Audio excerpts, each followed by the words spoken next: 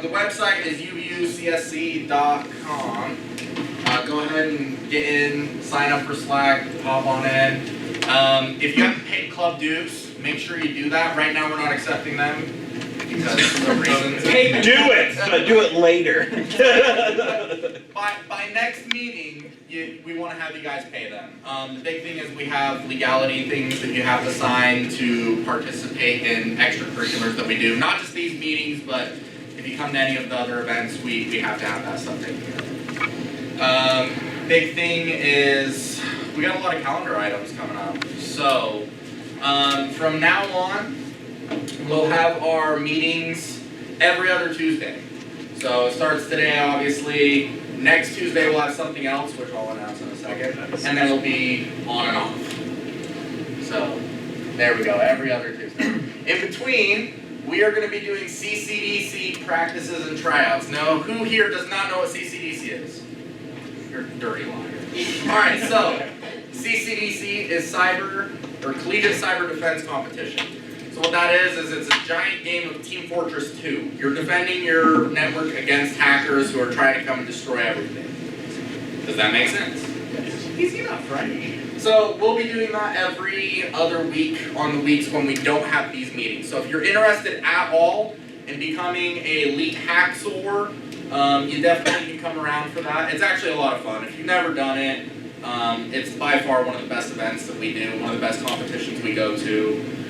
We have NICCDC coming up in October. The dates. So we're preparing for that in October.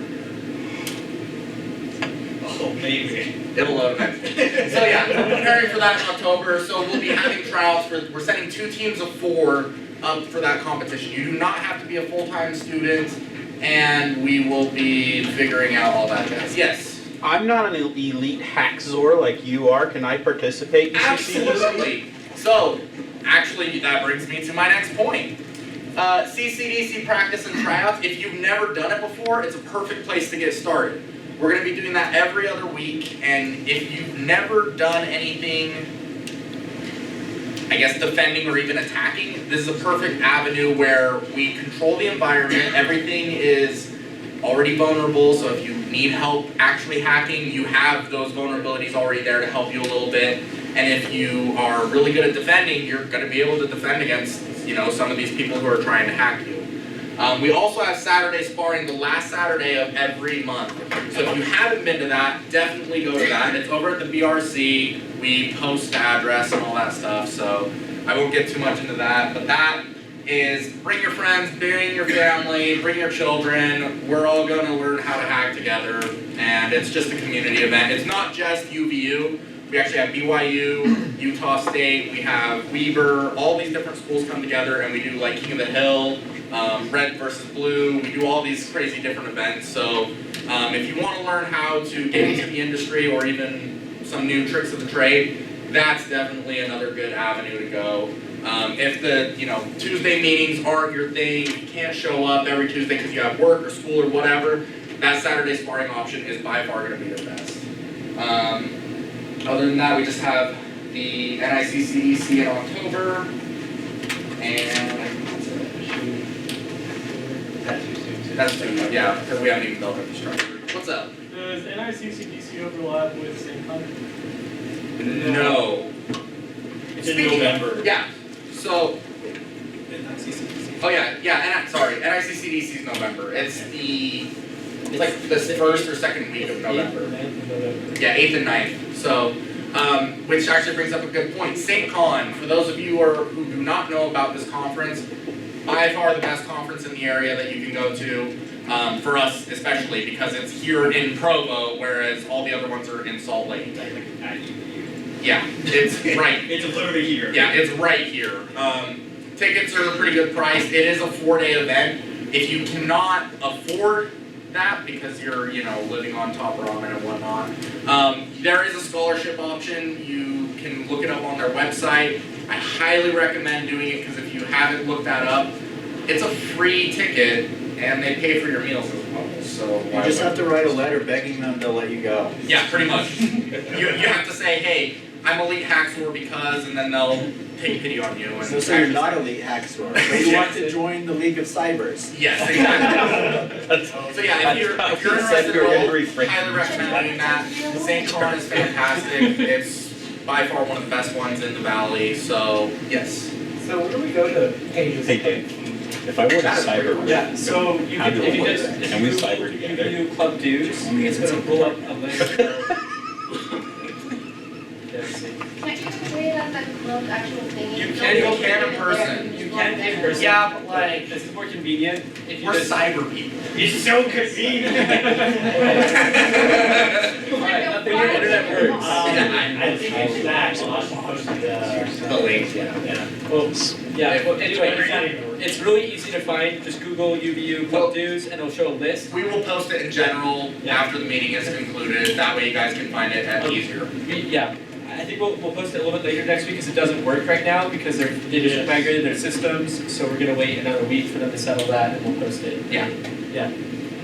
So, yeah, next week we'll have the CCDC. We'll be in this room again. If you guys even have any interest at all, you can message me. My handle is Senpai in Slack.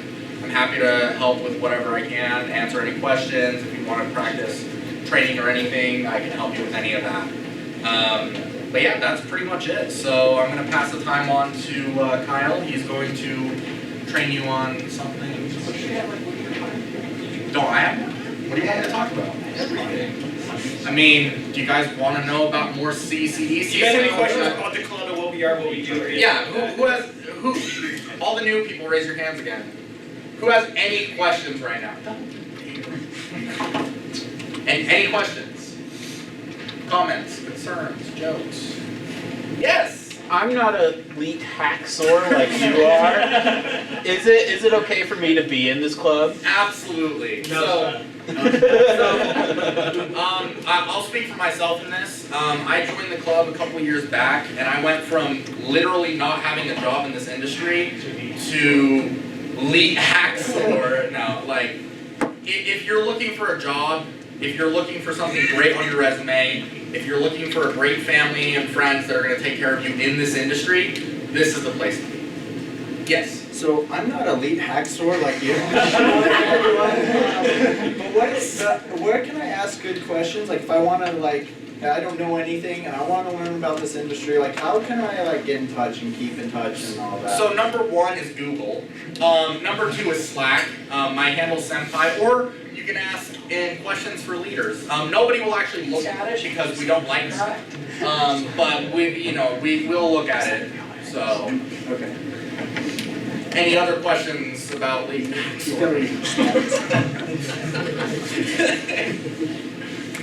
What time do you guys meet on Saturdays? Saturday sparring usually goes from like noon to 6. It's like almost an all-day event, but really we hang out at the BRC. Open West hosts it for us. We have a really good friend there who they usually provide a meal for us while we're there. They set up the infrastructure, and if you have kids or anything, you can bring them along. We're actually going to be implementing kind of like a daycare system here in the near future, so we're planning on having anywhere from like 4 to 20 kids there that'll all just be playing and hanging out, and it'll be really sweet actually. So it is kind of an all-day thing. It's come and go as you please. So if you decide you don't want to show up until 5 o'clock till 6, that's totally fine. We even stay later sometimes, and we just watch like John Wick and network with people, because there are professionals who come to this and they'll just talk to you and tell you about whatever they're doing. So I was there till 1 a.m. last time. yeah. Yeah, I left at like what? 6. 6 or no, I left it. You left early, man. Burn away. Also, DC 801. I know this isn't up here. Whoa, it is. Oh, I'm a liar. So DC 801. Every Thursday they do something. Kyle and I go up every week. If you guys want to do a carpool or anything, we can all set that up. That is in Salt Lake. It is at their hackerspace. There is a reason for that. They do things and show things that we cannot legally do here on campus. So if you want to learn things that they do in the industry that you can't learn here on campus, that is absolutely a great place to go. That is the best place to network with people who are security professionals. Yeah, they act like children. They act very like children. Oh yeah, yeah. If you Because it's funny. Anyways, any other questions? Yeah. Where do we pay dues? And it's not on Canal.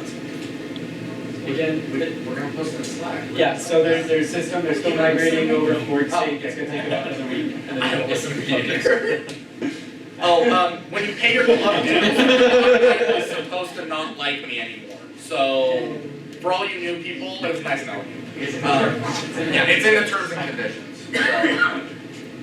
Oh, thank you. Yeah. Can you briefly go over kind of what like our ethics agreement generally is? Dumb stuff. Our ethics agreement is, please don't get caught. No. No. I'm just kidding.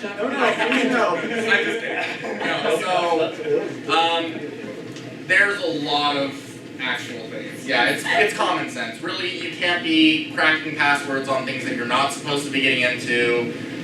Please do not get in trouble. We did not, if we teach you something, we taught you for the educational purpose of teaching something, not for the applicational use of hacking someone. We may be elite hacksaws, but we're smart hacksaws. So let's keep that in mind. Pretend this is cooking club. If we give you a knife, don't stab somebody. Good enough for me. I like it. What's the video of the BYU person who, BYU cybersecurity student gets So, arrested? all I'm gonna say with this is, we do it for a reason. We definitely need you guys to follow the rules, or else we'll become restricted like other schools in the area. Well, like, I think like our whole industry, like you said at the very beginning, is built on trust. And it's not like in the movies where it's like, oh, you hack a bank, you get a job at the FBI. It doesn't work that way. Like, I work for a bank, and I'll tell you right now, all the Lithuanians that try to hack me are not getting jobs. So. That's me, I've been trying to message you for a week. Do it through Slack, please. Yeah. Questions for leaders. Questions for leaders. Any other questions? Posted on jobs. Comments, concerns, jokes? Alright, I'm going to joke. Alright, have fun. So the internet sucks right now, even if I hardwire in, so this is gonna be a blast. I thought I was making a picture of what I was gonna be. Alright, so. I like it. Alright, so who here has a resume, but they have no idea how to present it to their future employer or whatever, like get their name out there, right? Like, for me personally, I have a hard time trying to like relay what I know, because resumes at a single page is not enough room. Right, so one of the things that I did recently was create a website that's literally my name.website, if it will pull up. The on-campus networks are having to be this issue. Okay, tell them to hurry up. It's your department, man. So pretty much like, it's like it's a very simple website that's my name, what I do, and things I've done, including just highlights of other things I've done. Like I'm doing a talk that's linking to another talk that I did, so it's talkception now. But, so who here has ever done a GitHub before, or understands what GitHub is and how it works? Who hasn't done a GitHub? Okay, so for the people who've done GitHub, what is it? It's a code sharing contribution platform. Yeah, so pretty much GitHub is a place where people put code to kind of show up what they're doing, or for open source projects. The guy who makes Linux literally made it out of frustration 20 years ago. So it's one of those things where it's very fundamental for how code works. And one of the beauties with GitHub is they provide you a free website to do all this stuff. So this is actually being hosted on GitHub for free right now. The only thing that I'm paying for is the domain that's my name.website. So that costs, because it's literally a name that no one will ever pick because it's me, like it costs $4 a year. So for $4 a year, I have a free website that I can just give to future employers to be like, this is what I've done, hire me.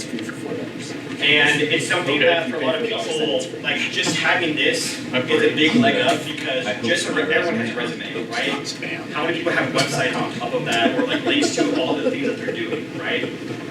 So let's go to GitHub. and I will show you how to set all this up. And it wants to load.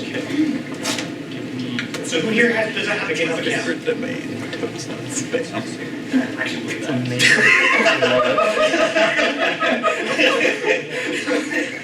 So GitHub is a free website, right? It costs money if you do a lot of private repositories, which is basically code that you don't want publicly facing.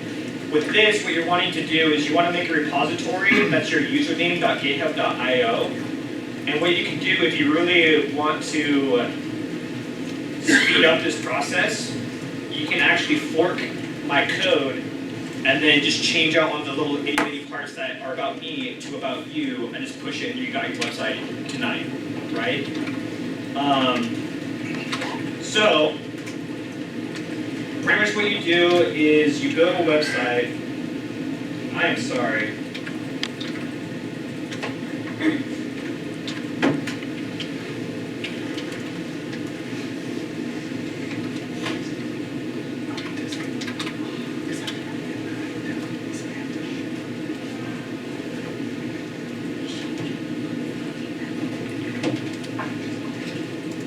What I'm doing right now is I created my website or my repository on GitHub, and via the GitHub desktop client, what I'm doing right now is I'm trying to clone it if the internet works.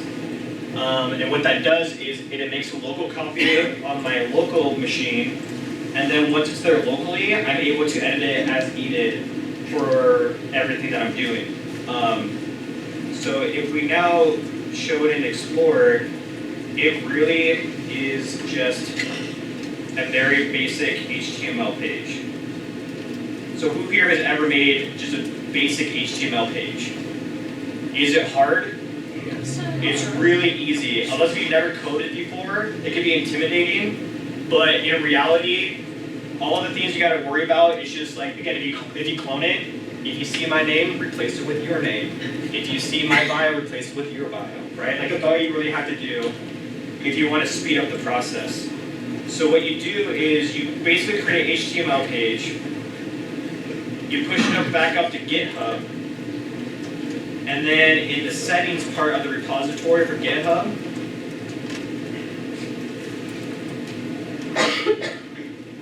honestly, once you push it, it works. So if we go to kylebaker.github.io, it redirects to my website because it's theirs, but you don't have to have a domain. So if you just want to put your username.github.io, it will work for free. The only thing that's different with mine is I paid for a domain, and I highly recommend using Namecheap because they're cheap. So who here has never ever bought a domain or played with domains or know how it works? It's okay to not know, I'm just saying, right? Like that's why we're all here. So, for example, if I do Kyle Baker and just search for it or your name, like for example, let's do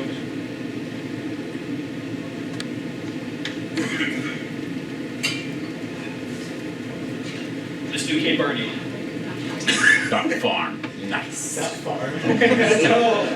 if we wanted the website kbarney.farm, looking for us, it's $11 a year, right? So all you have to do, what? How much was yours? $4. Well, .farm is a higher level domain, like more. Those farm domains are expensive. Yeah, farmersonly.com. So like, if you want to have fun, Facebook.com. just looking up random stuff on domain registries and see what's expensive, because that makes no sense. When it comes to GitHub and importing your domain to your GitHub account, making the websites easy, buying domains easy, those two things are kind of separate and really, honestly, easy for the most part. If you have issues with that, literally message me in Slack and I will help you walk you through how to do it. It's really not hard. The hard part for me was finding the documentation to actually forward it properly to GitHub. So when it comes to domains, you have A records and then you have your C name. So so pretty much these 4 IP numbers are what you need to have your A records are, even if, like this is from my account, but the only difference between my settings and your settings will be, again, the this will be your URL and not mine, right? So it'll be your username at github.github.io. So I highly recommend, I can post that information, which is right here, in the Slack, if that's helpful for people. But this is literally the hardest part of this whole project, right? Because the documentation page is like 5 layers deep, and I don't know why. So, honestly, that's really it. I kind of like sped through that and also joked way too much. So does anyone have any confusing or are confused at any part of that situation? Yeah, at the beginning I was busy making GitHub account. Okay. So what you'll want to do is, you see a screen that's similar to this on your end?